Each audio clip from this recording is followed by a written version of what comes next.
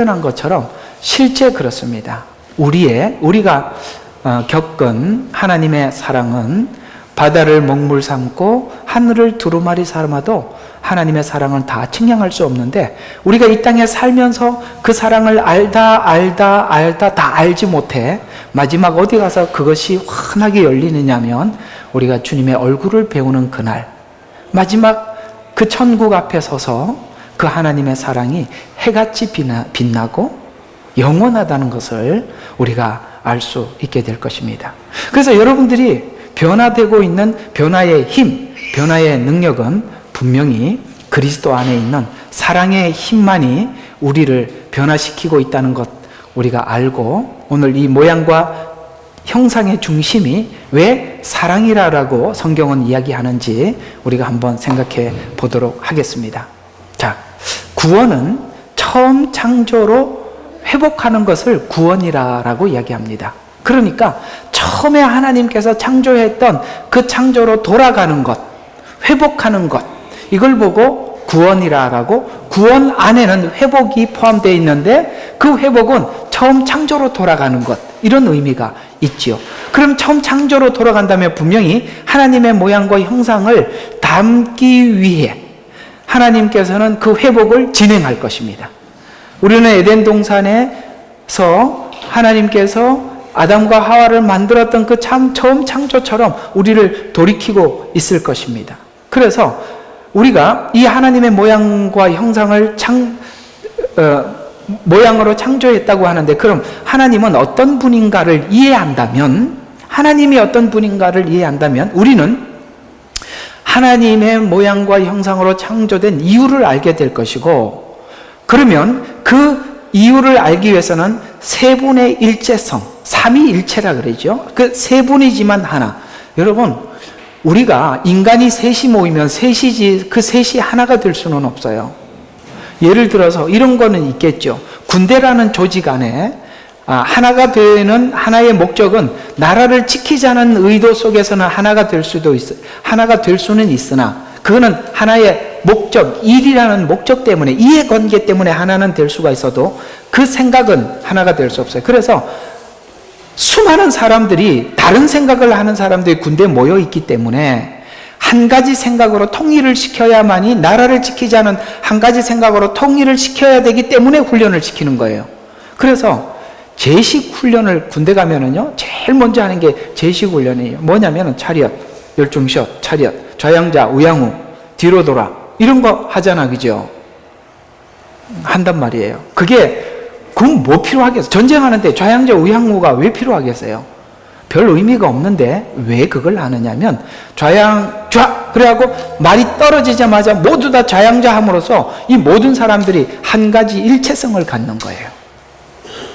뒤로 돌아! 그러면 명령이 떨어지는 동시에 뒤로 돌므로 인해서 어떤 지휘관의 말에 모두가 일사불란하게 움직이기 위한 일체성을 갖기 위해서 제식훈련을 하는, 그러니까 제식훈련은 전쟁에 필요한 훈련이 아니라 공동체가 한 가지 생각, 하나의 명령 아래 하나의 움직임으로 움직여야 한다는 것을 지금 주입시키는 것이 제식훈련이지, 그 자체는 사실 전쟁하는데 좌양자, 우양우가 뭔 필요가 있겠어? 싸움만 잘하면 되는 거죠.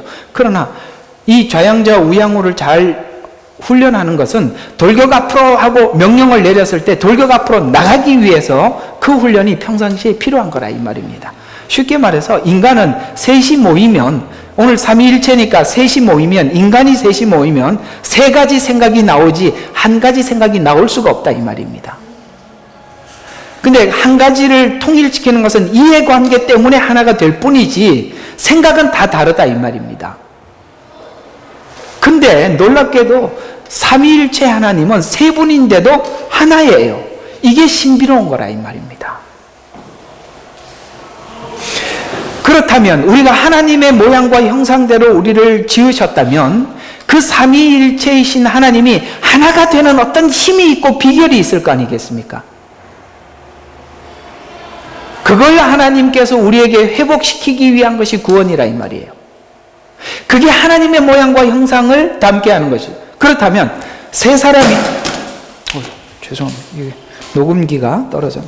자, 세 사람이 모여서 세 목소리를 내는데 한 목소리를 내게 하기 위해서, 하나가 되기 위해서는 우리는 어떤 예수 그리스도, 하나님 성삼위일체, 삼위일체 하나님께 뭔가를 배우고 그걸 배우게 될 때 하나가 되는데, 우리 셋 중에서는 모두 다 똑같이 같은 생각을 가질 수가 없기 때문에 그 누군가는 신앙이 좋고 누군가는 신앙이 안 좋을 거 아니에요. 세 사람이 수준이 하나님만큼 수준이 높은 건 아니잖아요. 그 정도 높아져야 일체성을 가지게 되는데 일체가 안 되잖아요. 그러면 신앙이 좋은 사람이 신앙이 낮은 사람들을 위해서 뭘 해야 되죠? 성령의 열매들이죠. 온유하고 참고 이런 걸 하게 될 때, 그 신앙이 낮은 사람을 위해서 견뎌줄 때 우리는 그 아직 믿음이 하나가 되지 못한 사람들을 끌어올 수 있는 힘을 어디로부터 공급을 받아? 하나님으로부터 공급을 받고 하나님이 하신 일들을 배우라 이 말입니다. 그렇게 할 때 우리는 일체성을 가질 수 있다는 거죠. 그래서 그 삼위일체 하나님도 사랑 안에서 하나가 되어서 움직일 수 있었듯이 우리도 하나님의 사랑을 받아서 모든 것을 연합시키고 하나가 되게 하기 위해 우리를 불러주셨고, 그걸 회복시키는 것이 하나님의 구원이라는 목적 속에 들어있다는 거예요. 이거 상당히 어려운 이야기를 제가 쉽게 설명을 한 거예요. 이해가 됐죠? 여기까지. 예. 설명을 잘한 것 같습니다. 오늘 같은 이야기들은 신학적인 부분들이기 때문에 쉬운 설교가 아니에요. 그러나 매우 중요한 부분이기도 하죠. 자, 그래서 세 분의 일체성은 관계에서 나오고 그 관계의 중심에는 사랑이 있습니다. 그래서 즉 신앙 회복은 사랑의 회복이다라고 결론을 내릴 수 있어요. 오늘 이 결론을 가지고 쭉 설명을 한번 해보자라는 것이죠. 그래서 인간은 누군가에게 사랑을 받고 사랑을 하고 사는 것이 가장 행복해요. 그러면 한번 봅시다. 사랑받고 사는 게 행복해요? 사랑하면서 사는 게 행복해요? 이건 여러분들이 제가 좀 물어봐야 되겠습니다. 여러분, 사랑하면서 사는 사람이 행복합니까? 사랑받고 사는 사람이 행복합니까? 대답 좀 해봐요. 맞아요. 사랑하면서 사는 게요, 진짜 행복해. 사랑받고 사는 것이 행복하다고 생각하는 사람은 사랑을 이기적으로 생각하는 사람이에요. 내 중심으로.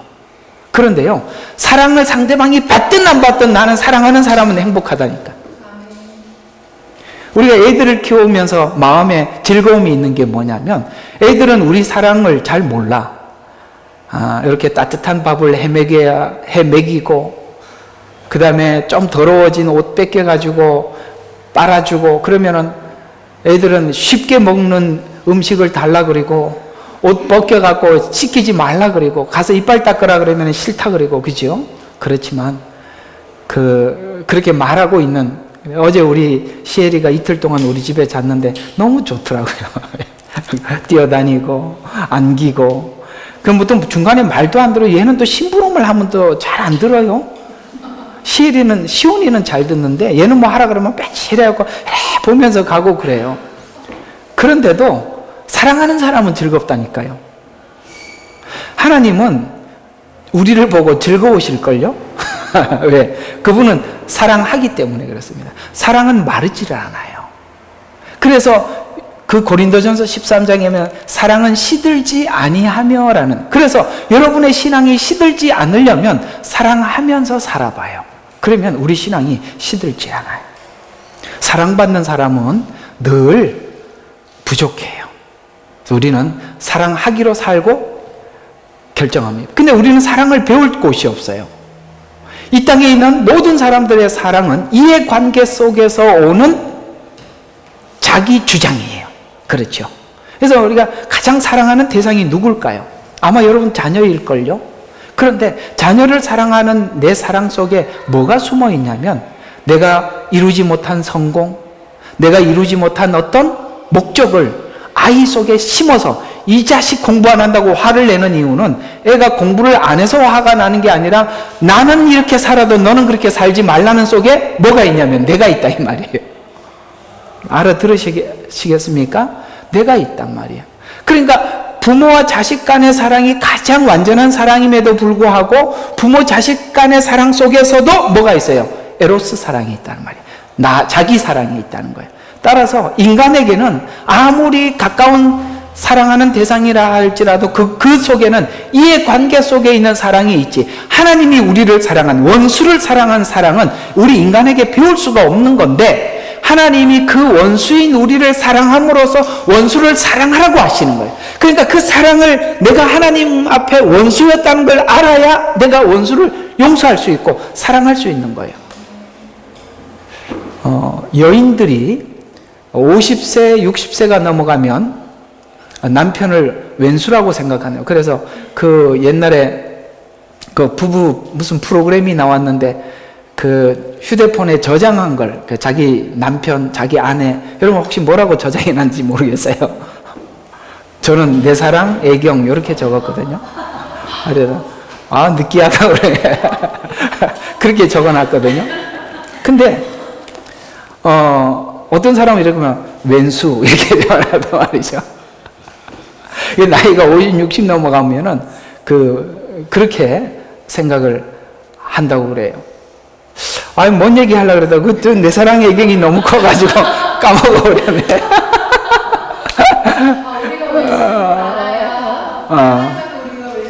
그래. 그걸 맞아요. 잘 듣고 있었군요. 맞습니다. 그러니까, 하나님이 우리를 봤을 때 정말 원수 같은 관계를 하나님 우리를 사랑하셨다는 걸 아는 거죠. 그걸 알 때 이제 드디어 50대, 60대가 넘어갔을 때 그 왼수를 사랑할 수가 있다 이 말입니다. 원수를. 그래서 여러분, 왜 부부가 이렇게 문제가 되고 갈라지고 생기느냐면 사랑을 받으려고 했기 때문에 깨진 겁니다. 중요한 이야기예요. 사랑을 받으려고 했기 때문에 문제가 생긴 거죠. 사랑하면서 살았더라면 좋았을 텐데 그게 가다가 멈췄지요. 왜냐하면 항상 조건적으로 사랑했기 때문에.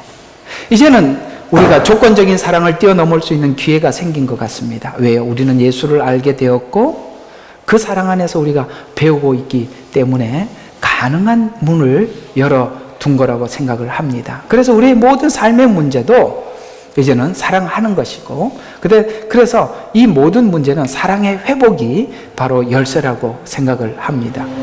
자, 그래서 오늘은 하나님의 모양과 형상대로 우리를 창조하셨지만 그 형상과 모양이 무엇인가에 대해서 이게 뭔가라고 이 창세기에서는 분명한 답을 제시하지 않아요. 그냥 창조를 해놓고 하나님의 모양과 형상대로 지었더라 이렇게 이야기를 하는데, 이 모양과 형상이 뭔가를 설명하기 위해서 성경 전체에서 그 모양과 형상이 뭔지 추적해서 찾아봐야 돼요. 그걸 보면 성경 전체를 통해서 보면 크게 세 가지로 등장하는데, 사랑의 인격성, 그 다음에 하나님의 그 통치, 불멸성, 이렇게 세 가지로 함축할 수 있다. 그러니까 하나님의 인격이 내 안에 스며들고 그 인격이 이렇게 완성되어져 나간다는 것은 분명히 한 가지가 세워져 간다는 것인데, 하나님의 사랑이 내 속에 체계적으로 완성되어 나간다는 것이죠.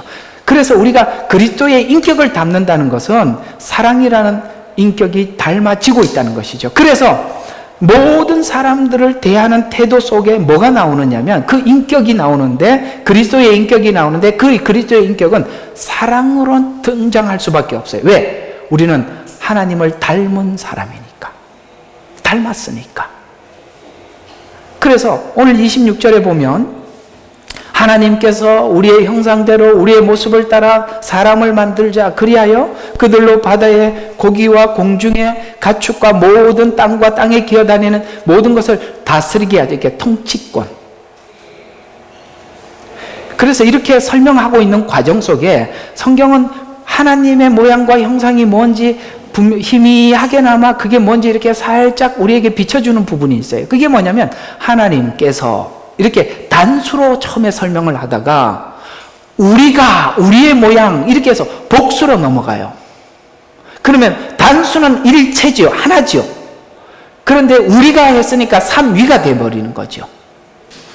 그러다가 다시 형상대로 우리에서 복수의 모습을 따라해서 앞에 단수의 하나님이 하나님 이렇게 가다가 뒤에 우리가라는 복수형으로 바뀌게 되는데, 이 복수로 기록한 것은 인간 창조와 관련된 강조에서 의미를 가지고 있는데, 26절 우리는 27절에 다시 하나님 이 단수로 넘어가서 이게 뭘 의미하느냐면, 하나님의 형상을 설명할 때 복수로 설명하다가 다시 단수로 돌아간 것은 27절에서 이것과 연결시켜서 설명하려고 그러는데요. 자, 남자와 여자 이러면은 복수죠. 남자와 여자니까. 그런데 둘이 뭐가 돼요? 하나가 되라 그러죠. 단수로 넘어가죠. 그러면 한번 봅시다. 이런 얘기하고 똑같은 거죠. 성삼위일체는 세 분 하나님이신데 하나라고 말씀하셨어요. 놀랍게도 분명히 삼위가 있어요. 세 분이 계시지만 하나예요. 그래서 인간도 둘을 만들어 놓고 하나라고 해요. 이게 신비래요. 이게 신비래요. 둘은 둘인데 왜 하나냐 이거죠. 그래서 삼위일체 하나님이 세 분이 하나라고 설명하면서도 인간은 둘을 만들었지만 하나라고 설명함으로써 하나님의 그 하나됨이 인간의 하나됨과 이꼴이다, 이렇게 설명하고 있는 겁니다. 우리가 하나님이 그 세 분이 사는 것처럼 행복하게 살 수 있대요. 그걸 누구를 통해서 계시하고 싶어 했냐면 부부 생활을 통해서 계시하고 싶은 거예요. 저는요, 사단이 마지막 때 하는 전략 중에 하나가 뭐냐면 가정을 깨트리는 겁니다. 가정을 깨트리면 뭘 우리가 받아들이지 못하냐면 교회와 그리스도의 관계는 신부와 신랑의 관계라고 표현하고 있어요. 그러니까 그리스도께서 우리를 얼마나 사랑하는지 그 느낌을 받을 수가 없어요. 이거는 설명으로 할 수 있는 게 아니거든요. 부부가 뜨겁게 사랑하는 관계 속에서만이 이해되는 부분이기 때문에 설교자가 아무리 설교를 해도 사랑을 진하게 해보지 못한 사람들은 못 알아듣는 이야기예요. 그리스도가 당신을 사랑하십니다. 그래서 부부 관계가 아주 정말 진하게 사랑하는 그 관계 속에서 살아가는 사람들에게 그리스도의 사랑을 설명을 하면 그 사랑을 받아들이기가 참 좋아요. 그래서 저는 꼭 강조하고 싶은 것이 우리도 이렇게 처녀 총각들이 교회에 있는데 우리 아들도 잘 듣고, 누군가가 사랑하는 사람이 생기면 정말 진하게 사랑하고 결혼하라고요. 정말 이해가 가십니까? 저희 할머니 때는 보면은 신랑이 누군지도 모르고 시집 온 사람들이 많더라고. 어떻게 그렇게 결혼할 수 있냐 물어봤더니 그 양가 부모님들이 서로 약속을 해서 억지로 결혼을 했는데, 그 할머니 때에는 그런 분들이 꽤 많더라고요. 시집을 와서 남편 얼굴 처음 봤다고. 결혼하기 전에는 저기 마을에 아무개 아들이란 얘기만 들었다고. 참 그렇게 살았으니 그게 얼마나 어렵겠어요. 그래서 우리가 서로 뜨겁게 사랑하고 또 부부가 함께 살아갈 때도 사랑하는 것에서 행복을 느끼고 이렇게 살게 될 때 하나님이 그리스도를 통해서 우리를 어떻게 사랑하셨는지 알게 될 것입니다. 그래서 더더욱 우리는 부부가 회복되어야 하고 자녀들 관계가 회복되어야 갈 때 드디어 에베소서에서 말씀하고 있는 하나님께서 이 가정을 통해서 계시하고자 하는 이 복음의 비밀들을 우리가 더 깊이 알게 될 것입니다.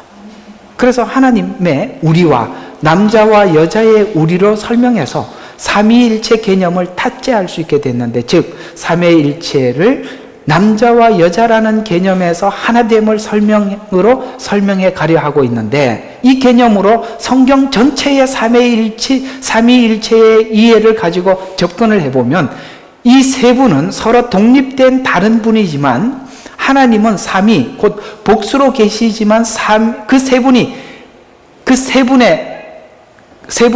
그 삼위가 장엄하고 위험스럽고 권위에서 서로 차이가 전혀 없어요. 그러니까 우리는 자꾸 이렇게 나누죠. 하나님은 1, 예수님은 2, 성령님은 3 이렇게 표현을 하지만 원래는 성경에서 그렇게 표현하지 않고 그 세 분이 장엄하고 위엄과 권위에서 조금 더 손색이 없이 하나라고 이렇게 표현하고 있어요. 근데 조금 우리가 자꾸 신학자들이 그걸 자꾸 이렇게 1순위, 2순위, 3순위로 이렇게 나누어서 그러는데 그러면 명령과 복종 관계가 된단 말이야. 성경은 그렇게 표현하지 않아요. 하나님의 마음이 성령님의 마음이고 성령님의 마음이 하나님 마음이고 예수님의 마음 같았다 이렇게 표현하고 있어요. 우리가 깊게 서로 사랑하면요 거기까지 가는 거예요. 우리 조금 자랑 좀 한번 해야 되겠습니다. 뭐냐면 이제 가끔씩 이제 사모님하고 얘기를 하다 보면 이게 생각이 딱 맞을 때가 굉장히 많아요. 그래서 우리는 하이파이브 한번 하죠. 야, 우리는 늘 생각이 같다고. 그게 뭐냐면 우리가 부부가 그럴 때까지 서로가 하나가 돼줘야 돼요. 뭘 이야기하더라도 당신 그렇게 생각하고 있어서 나도 그렇게 생각을 해. 이해가 가십니까? 바로 이 세 분이 가지고 있었던 관계가 그런 관계 속에 하나였다는 거예요. 하나님이 명령하고 복종하고 간다. 그럼 예수님이 이 땅에 오셔서 마치 하나님의 명령에 복종한 것 같이 보이지만 그건 뭐냐면 잘 들으세요. 그거는 예수님이 하나님 아래라서 그러는 것이 아니라 이스라엘은 아버지와 아들이 같은 권위를 가지고 있어요. 우리나라에서는 아버지와 아들은 그 관계를 좁힐 수 없는 권위를 가지고 있지만 아버지가. 그러나 이스라엘은 아버지와 아들이 하나라 이 말이에요. 그럼 예수님이 오셔서 꼭 하기 싫은 일을 하나님 앞에 억지로 복종하는 것 같이 보이지만 그건요 뭘 이야기하고 있냐면 육체를 가진 우리들을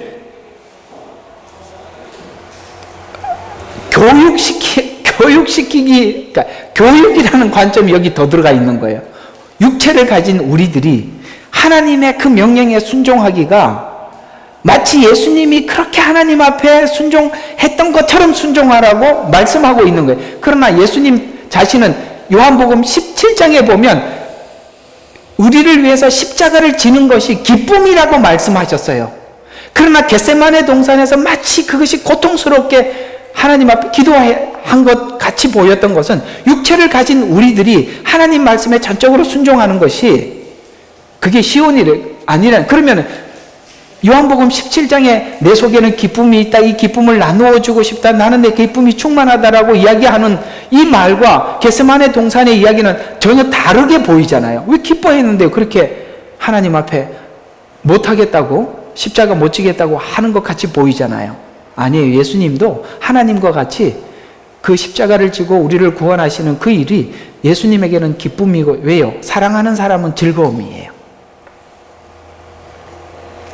성경은 항상 예수님의 인생 속에서 육체를 가지고 있는 우리들을 교육시키기 위한 여러 가지 교육적 행보가 있었다는 것도 아시고 보셔야 하는 것입니다.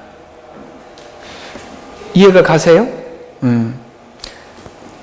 그렇게 안 보면 예수님이 기뻐했다는 말과 겟세마네 동산 이야기는 전혀 달라요. 다음에 하도록 합시다.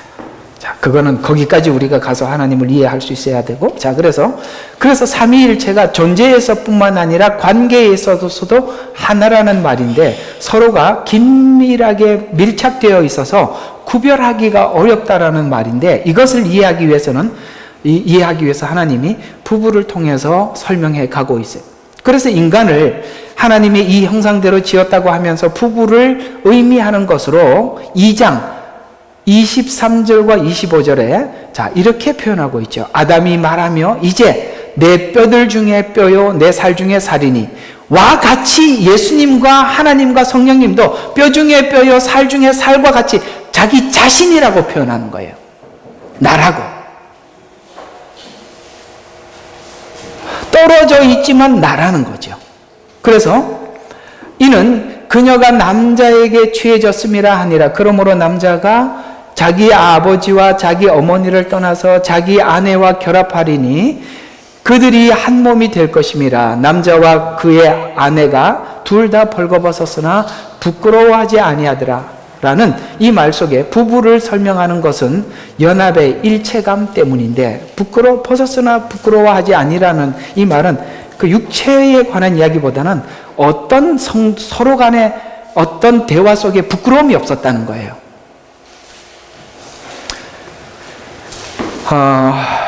부부가 이렇게 하면, 오늘 이게 저 부부 이야기가 자꾸 나오게 되는데, 벗었으나 부끄러워하지 않는 관계가 돼야 무슨 말이든지 터놓고 대화할 수 있어요.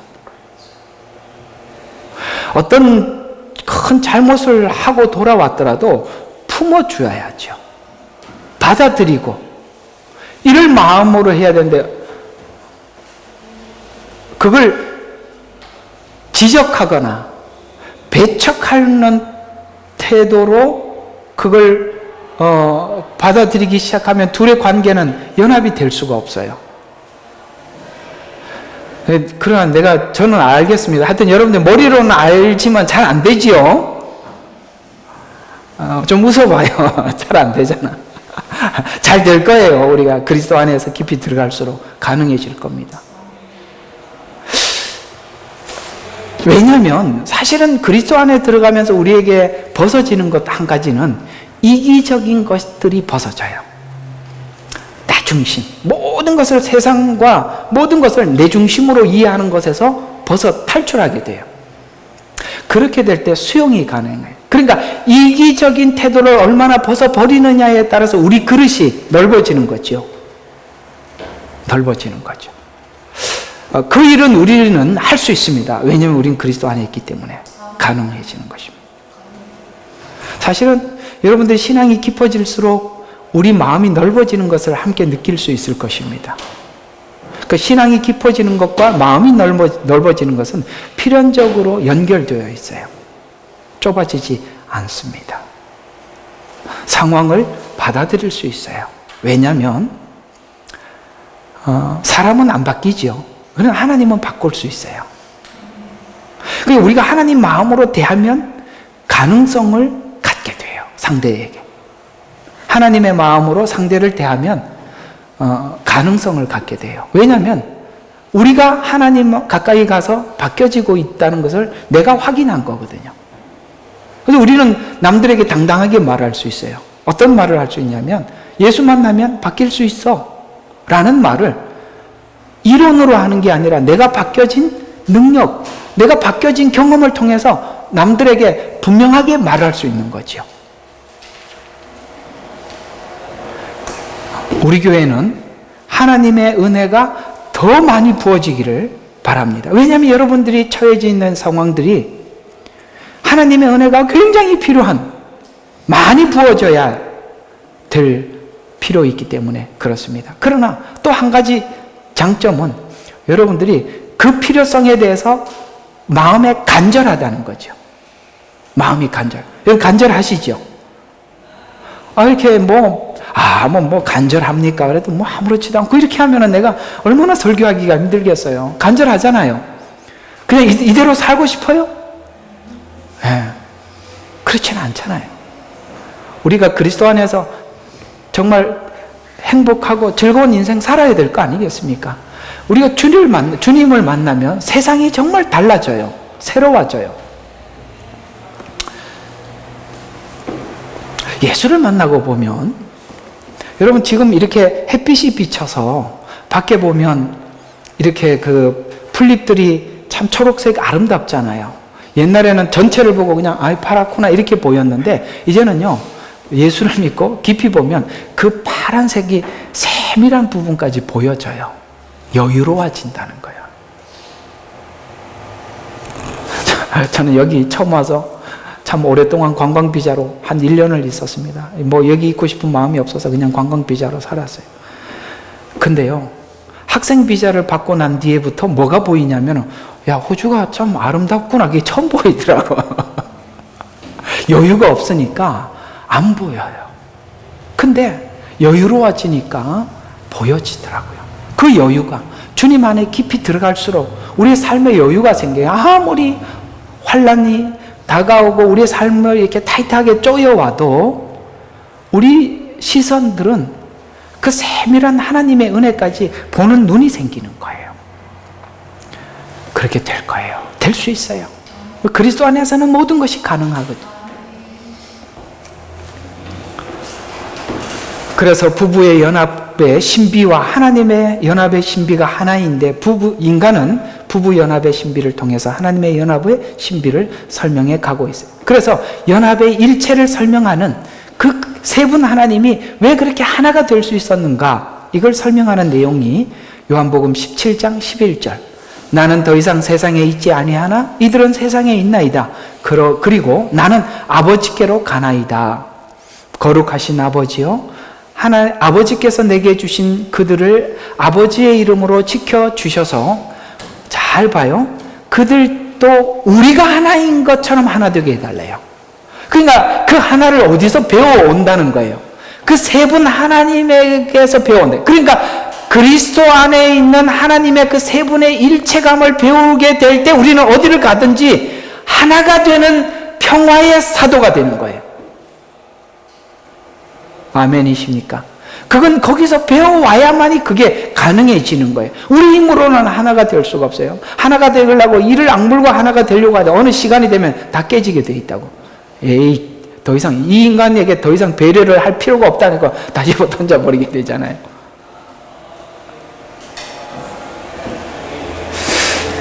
여기서 제가 조금 위로해드리고 싶은 것은 여성들의 위대함입니다. 우리 여성들의 위대함을 정말 참 기이 봅니다. 왜냐하면 이 남자들은 이게 참, 저도 남자지만요, 이 남자들이 은혜 받고 주님 앞에 돌아오는 게 이게 하루 이틀 되는 게, 여기도 그런 사람이 있어요.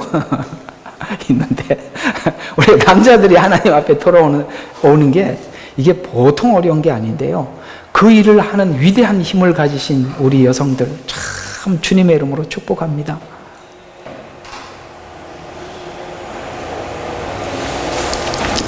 아무 대답이 없으시구만. 여성들은 그걸 하는 힘이 있더라고요.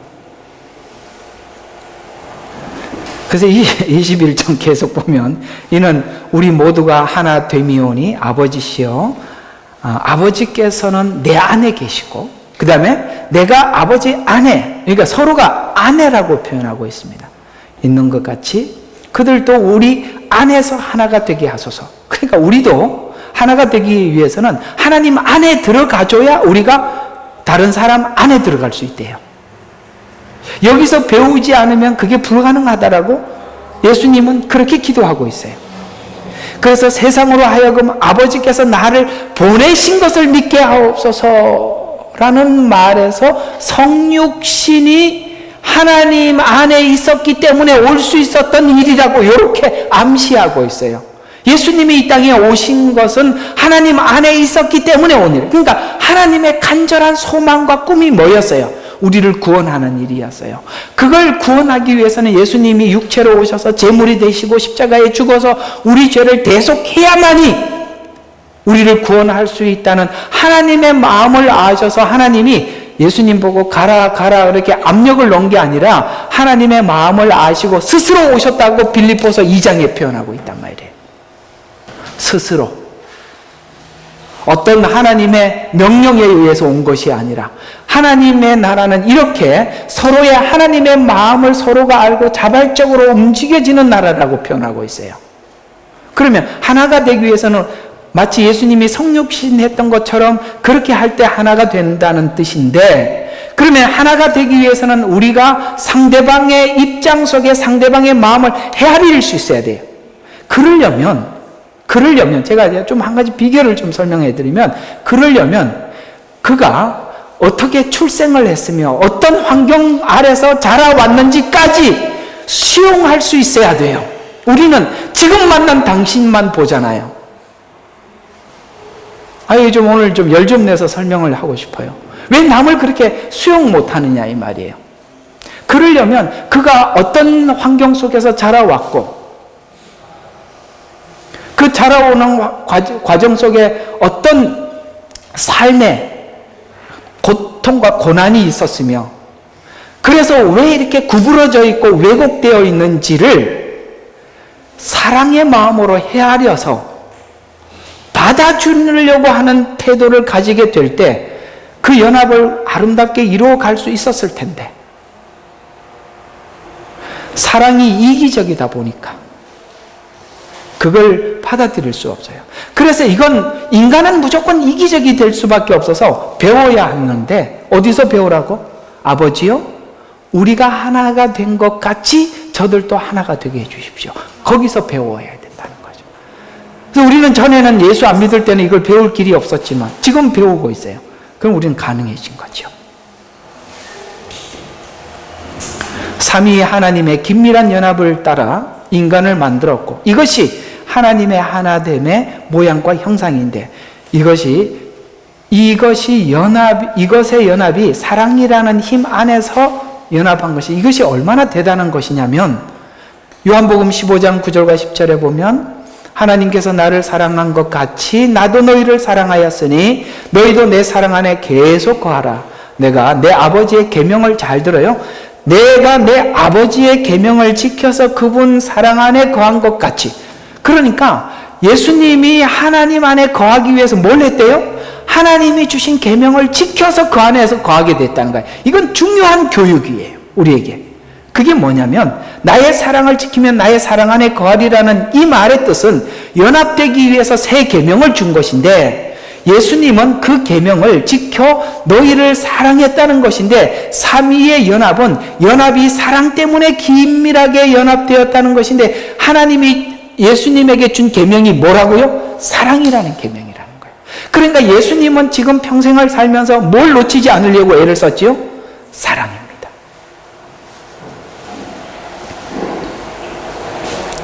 즉 삼위일체의 연합의 특징은 사랑의 연합이기 때문인데 인간 창조의 특권의 축복은 사랑의 연합이 가능한 축복을 인간에게 준 것이라는 거예요. 다른 짐승들은 하나님의 모양과 형상대로 짓지 않았다고요. 그래서 짐승들은 사랑이 뭔지 몰라. 그런데도 본능적으로도 사랑하는 걸 보면 놀랍죠. 그 어미들이 참 우리는 고슴도치도 어미는 자기 자식이 이쁘잖아, 그죠? 독사도 자기 새끼는 이뻐할걸요. 우리는 보면 무조건 징그러운데 자기들끼리는 좋아요. 어떤 그 가시나무 고기 이런 걸 보면은 그 가시나무이 부성애, 거기서 부성애를 빼게 자기 몸을 새끼들에게 뜯어먹게 만들고 그래서 그 새끼들이 자라게 만들고 부성애든 모성애든 이게 그런 짐승들의 세계를 통해서 우리가 보잖아요. 그런 것처럼 여러분 이게 짐승에게는 없지만 인간에게는 이 사랑이 본능적으로 하나님이 주신 하나님의 최초의 창조의 성품이라고 말씀하고 있어요. 우리는 그 사랑을 회복할 수 있습니다.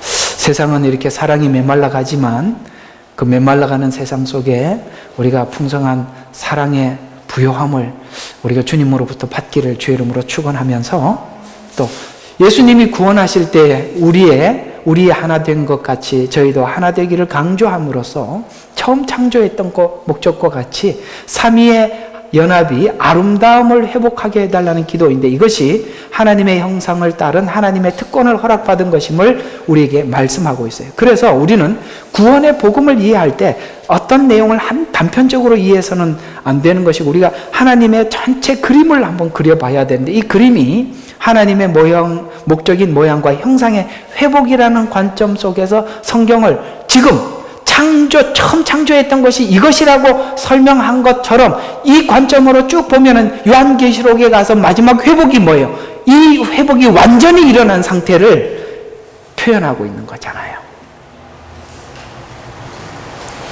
그래서 이 일을 위해서 하나님은 역사를 어떻게 운행하고 있으며 이 회복을 위해서 어떻게 운행하고 있으며 우리 개인의 인생을 어떻게 인도하고 있는가에서 성경 전체의 안목, 내 인생 전체의 안목을 보라. 지금 당장을 보는 게 아니라 하나님께서 어떤 목적을 가지고 내 인생 전체를 지금 이런 방법으로 이끌어가고 있는지 보게 된다면 훨씬 더 여러분들이 지금 처해져 있는 상황이 하나님이 무엇을 목적을 하고 있는지 알아차리는데 훨씬 도움이 될 겁니다. 그래서 이렇게 구원을 이해하기 시작하면 이 말씀이 우리 인생의 많은 부분들을 해결해 주는데 에베소서 1장 23절에 보면은 교회는 이 말은 다른 말로 성도는 이런 말이죠.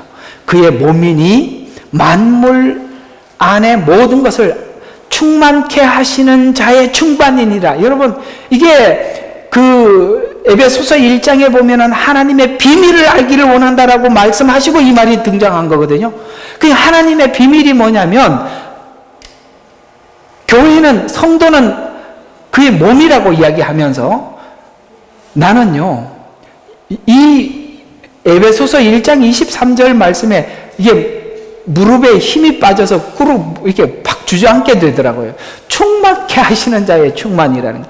이게 얼마나 놀라운 거냐면 이런 말이에요. 하나님이 내가 충만해지지 않는다면 예수님이 충만해지지 않기로 결심할 때 충만케 하는 자의 충만이니까 내가 충만해야 하나님이 충만하대요.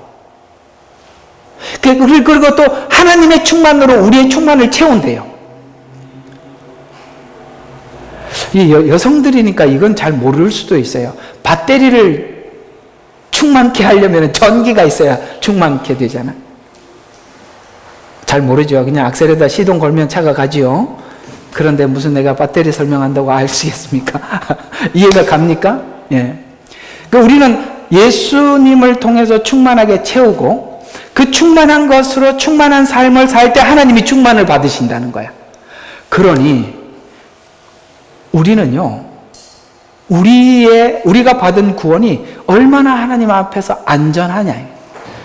우리를 몸으로 묶어버렸어요. 예수님이 머리가 되고 우리가 몸이 되었으니까, 여러분, 머리만 구원받는 거는 없지요? 그렇다고 머리 빼고 몸만 구원받는 게 있나요? 그래서 하나님이 우리 스스로 할 수 없는 걸 아시기 때문에 하나님이 하나로 딱 묶어버렸대요. 어디까지 묶어놨냐면 충만까지 묶어놨대요. 와, 그러니 우리는 하나님 앞에 도망갈 길이 없어요. 하나님이 그렇게 딱 결정을 해버렸대요. 이게 얼마나 우리에게 위안이 되고 놀라운 이야기인지 몰라요. 그래서 충만케. 그래서 이 말은 구원이 왜 이루어져야 하는 것에 있어서는 구원받은 성도는 이제 혈육과 같은 관계가 되었고 삼위일체 하나님의 하나됨의 그 장엄함, 영광, 충만으로 지었기 때문에 우리는 이제 하나님이 우리에게 충만해 주시는, 충만케 하시려고 하는 이 신적 충만을, 그 다음에 그 영광을, 마지막 하나님이 받으실 그 영광에 우리가 하나가 되었기 때문에 포기할 수가 없어요. 왜냐하면 이게 내가 하느냐 마느냐에 달려있는 게 아니라 예수님과 이렇게 묶여버렸단 말이에요. 그러니 이건 이거보다 안심되는 이야기가 없을 뿐만 아니라 도망갈 수도 없는 이야기가 되어버린 거죠. 예수 믿어서 여러분들 이제는 더 이상 도망갈 수도 없어요. 그래서 제가 이렇게 마음 놓고 목회를 하는 거예요. 이게 사람이 여러분들을 붙잡아 놓으려면 얼마나 힘들겠어요. 그러나 하나님이 그렇게 하나로 묶어놨어요. 서로 봐봐요. 우리는 도망갈 수 없는 관계로 묶였다고. 뒤에 좀 봐봐요. 앞뒤로. 그런 사람들이에요. 그렇게 모인 거예요, 이제는. 이게 하나님의 목적이래요. 하나님의 목적이래요. 그래서 구원이 무엇이냐에서 모든 영역에서 하나됨으로 충만해지는 것. 이것이 이제 하나님이 목적한 구원이. 에베소서 4장 13절에 보면 믿음의 하나됨, 하나님의 아들을 아는 지식의 하나됨에 도달하게 하고, 두 개. 하나는 뭐예요? 믿음의 하나됨, 하나님의 아들을 아는 지식의 하나됨. 그래서 그렇게 해서 어떤 사람이 돼요? 온전한 사람이 돼요. 그리스도의 충만하심에 장성한 분량에까지 이르게 뭐라고? 하려 함이라. 미래 계획이래. 하려 함이라. 이런 계획을 하나님이 우리 모두에게 가지고 있다는 거예요. 이것이 인간 존재의 근본이고 약속이에요. 이렇게 충만해질 때까지, 연합이 이루어지기까지 하신다는 말이에요. 내 이웃을 내 몸과 같이 사랑하라. 이것이 율법과 선지자의 강령이라는 말입니다. 성경 전체가 하나님을 사랑하고 이웃을 사랑하는 것을 말하는데, 그의 형상으로 지음을 받아서 사랑의 관계로 되어 있는데, 이것이 바로 형제요, 자매요, 혈육이요, 이것이 구원 얻은 성도들의 책임이기도 하고 하나 되는 것. 이것이 하나님의 책임이죠. 신앙 안에서 구원의 목적이 잘못 가는 것이 큰 문제인데, 문제가 되는 것은, 여러분, 신앙은 관계라고 처음부터 끝까지 설명하고, 그래서 믿음이라는 것이 서로 관계잖아요. 근데 이 믿음이 잘못 이해가 되면 나하고 하나님과 믿음만 좋고 관계만 좋으면 된다라고 생각하고 하게 되면, 하나님과 어떤 사람은 자기가 관계가 좋다고 생각을 하는데 이웃과의 관계가 다 어그러져 있는 사람이 있어요. 이게 잘못 간 거란 말이에요. 하나님의 모양과 형상대로 지음을 받았다는 첫 단추부터 잘못 끼어 들어간 거라 이 말이에요. 그래서 어떤 사람은 믿음은 좋은데 사람들이 가까이 하고 싶지 않는 사람, 그건 잘못 간 거다 이 말입니다. 그래서 하나님이 만드신 모든 것에서 화목하도록 하라는 것이고, 사람이 사람에 대해서 서로 이해함이 없는 것에서 화평케 하라는 것입니다. 신앙의 목적을 이해하지 못하거나 모르면 경쟁으로 가는 거예요. 네 믿음이 좋다, 내 믿음이 나쁘다, 이렇게 경쟁으로 가는 거죠. 그렇게 되면 자랑으로 가게 되고, 이런 것들은 하나님의 첫 목적에서 떠나게 만드는 아주 잘못된 방향이라는 것 기억하시기를 바랍니다. 오늘 이야기들을 한번 결론으로 정리해 보려고 합니다. 하나님의 모양과 형상대로 창조를 이렇게 잘 정리하고 있어요. 이 마지막 정리가 바로 그 모양과 형상이 무엇인가를 이렇게 설명하고 있는데, 요한일서 4장 7절과 8절입니다. 자, 사랑하는 자들아, 우리가 서로 사랑하자. 이는 사랑이 하나님께 속한 것이기 때문이라. 사랑하는 사람은 누구나 하나님께로 태어났습니다. 왜요? 그분의 형상과 모양이 사랑이니까. 그러니까 우리가 예수를 닮아간다는 것은 사랑이 심어지는 거죠. 그래서 사랑하는 사람은 누구나 하나님으로부터 태어났으며, 그래서 하나님의 모태는 사랑이라는 모태예요. 거기서 나온 거거든요. 또 하나님을 아느니라. 사랑하지 아니하는 자는 반대 이야기죠. 하나님을 알지 못하나니 하나님은 사랑이기 때문에. 네가 예수를 믿고 믿음이 자란다고 하면서 사랑을 모르겠다고 한다면 너 아니잖냐. 그건 하나님께로부터 난 게 아니야. 이렇게 표현하고 있어요. 그래서 성삼위일체가 사랑으로 되어 있다는 말인데, 하나님은 사랑, 이렇게 본질로 되어 있고 사랑에서 출발하고, 그리고 그 하나님의 그 사랑은 막을 방법이 없고, 그 다음에 사랑이 방법이며 사랑이 목적이라는 말이죠. 그래서 사랑을 모르면 하나님을 모른다는 말이고, 하나님의 사랑을 아는 것만이 사랑을 아는 것인데, 요한일서 4장 9절에는 우리를 향한 사랑이 이렇게 나타나서, 무슨 말이냐, 사랑은 표현될 수밖에 없다는 게, 나타난다 이 말이에요.